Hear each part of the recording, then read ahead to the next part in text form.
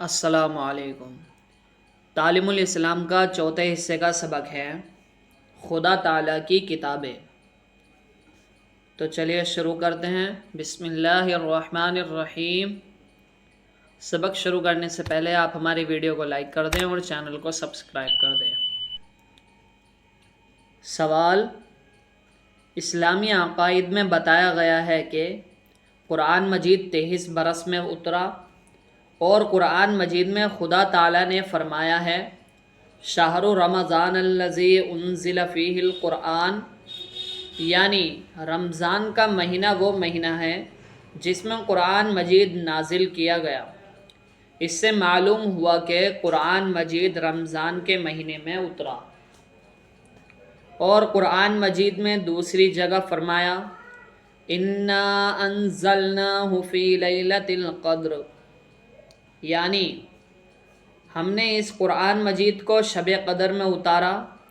اسی سے معلوم ہوا کہ قرآن مجید شب قدر میں اترا۔ یہ تینوں باتیں آپس میں ایک دوسرے کی مخالف ہیں، ان میں سے کون سی بات صحیح ہے؟ جواب: تینوں باتیں صحیح ہیں۔ بات یہ ہے کہ قرآن مجید کے نزول دو ہیں۔ اول یہ کہ پہلے تمام قرآن مجید ایک ہی مرتبہ لوح محفوظ سے آسمان دنیا، پہلے آسمان پر نازل کیا گیا۔ دوسرا نزول یہ کہ وقتاً فوقتاً، ضرورتوں کے لحاظ سے تھوڑا تھوڑا دنیا میں اتارا۔ پس قرآن مجید کی ان دونوں آیتوں میں نزول سے پہلا نزول مراد ہے کہ رمضان شریف کے مہینے کی ایک رات میں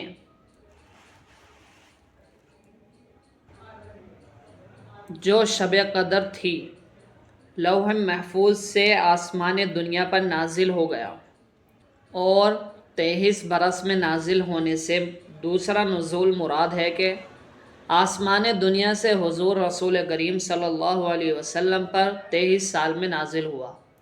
بس یہ تینوں باتیں آپس میں مخالف نہیں بلکہ تینوں صحیح ہیں۔ سوال: قرآن مجید کے نزول کی ابتدا کہاں ہوئی، یعنی کس جگہ قرآن مجید اترنا شروع ہوا؟ جواب: مکہ معظمہ میں ایک پہاڑ ہے جس کا نام ہیرا ہے، اس میں ایک غار تھا۔ حضور رسول کریم صلی اللہ علیہ وسلم اس غار میں خدا تعالیٰ کی عبادت کرنے کے لیے تشریف لے جاتے تھے اور کئی روز تک اس میں رہتے تھے۔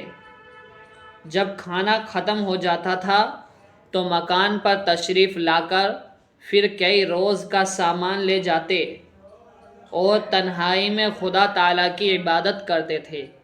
اس غار ہیرا میں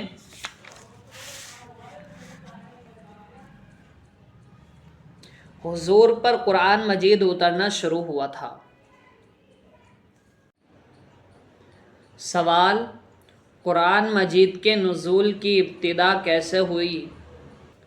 جواب: حضور صلی اللہ علیہ وسلم اسی غار ہیرا میں تشریف رکھتے تھے کہ حضرت جبرائیل علیہ السلام آئے اور آپ کے سامنے ظاہر ہو کر آپ سے فرمایا کہ اقرأ، یہ لفظ سورہ علق کا ہے، پہلا لفظ ہے اور اس کے معنی ہیں پڑھ۔ آپ حضرت صلی اللہ علیہ وسلم نے فرمایا کہ میں پڑھا ہوا نہیں ہوں۔ اسی طرح 3 بار ہوا، پھر جبرائیل علیہ السلام نے یہ آیتیں پڑھیں اقرأ بسم ربک الذی خلق، خلق الانسان من علق، اقرأ وربک الاکرم، الذی علم بالقلم، علم الانسان ما لم یعلم۔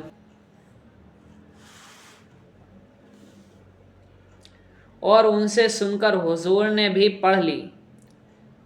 بس یہ آیتیں قرآن مجید میں سب سے پہلے آپ حضرت صلی اللہ علیہ وسلم پر نازل ہوئی ہیں۔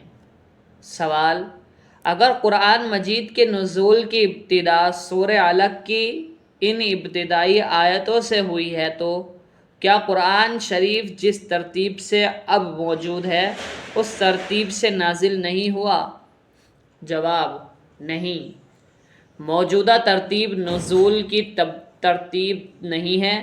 قرآن مجید کا نزول تو ضرورت اور موقع کے لحاظ سے ہوتا تھا، مگر جب کوئی صورت اترتی تھی تو حضور رسول کریم صلی اللہ علیہ وسلم بتا دیتے تھے کہ اس صورت کو فلاں صورت کے بعد اور فلاں صورت سے پہلے لکھ لو، اور جب کوئی آیت یا آیتیں نازل ہوتی تھی تو حضور فرما دیتے تھے کہ اس آیت یا ان آیتوں کو فلاں صورت کی فلاں آیت کے بعد اور فلاں آیت سے پہلے لکھ لو۔ بس اگرچہ قرآن مجید کا نزول تو موقع اور ضرورت کے لحاظ سے اس موجودہ ترتیب کے خلاف ہوا ہے، لیکن یہ موجودہ ترتیب بھی حضور انور صلی اللہ علیہ وسلم کی بتائی ہوئی ہے اور حضور کے ارشاد اور حکم کے موافق قائم کی ہوئی ہے۔ سوال: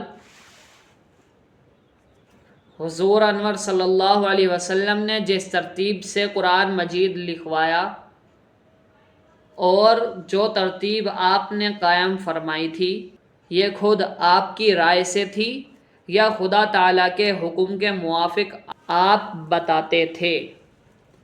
جواب: سورتوں کی تعداد اور ان کی ابتدا اور انتہا اور ہر سورت کی آیتوں کی تعداد اور ہر آیت کی ابتدا اور انتہا اور اسی طرح تمام قرآن مجید کی ترتیب خدا تعالیٰ کی طرف سے حضرت جبرائیل علیہ السلام کو معلوم ہوئی اور انہوں نے حضور رسول کریم صلی اللہ علیہ وسلم کو بتائی اور حضور کے ذریعے سے ہمیں معلوم ہوئی ہیں۔